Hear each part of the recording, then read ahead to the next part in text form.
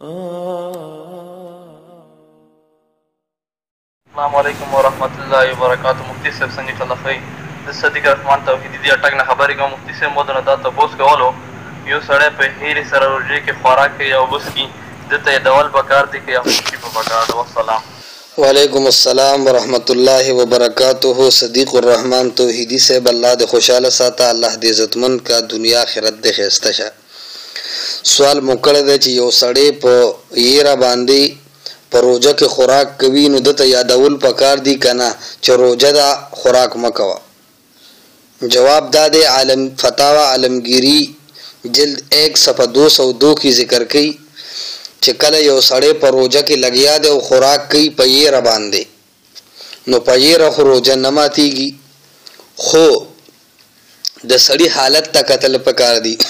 کزوان جان او طاقتور سړی دی په روزه قابو شته خو بیا هم په یره لګیا دی نو دته یادول پکار دی چې الکه روزه ده د خوراک ټایم لانه دی، لږ صبر وکړه، ماښام بانک سره به خوراک کوو.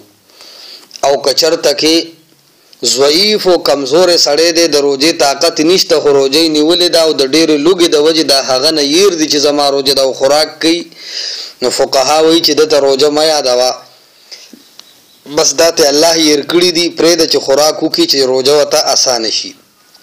حاصل د جواب دا دی که صحتمند سړي هغه ته یادول پکار دي چې هلکه روزه د خوراک مه کوه، او که کمزورې بوډا سړي یا بیمار سړي وي هغه ته روزه یادول نه دي پکار، پرېږده چې ښه په مړه خېټه خوراک وکړي.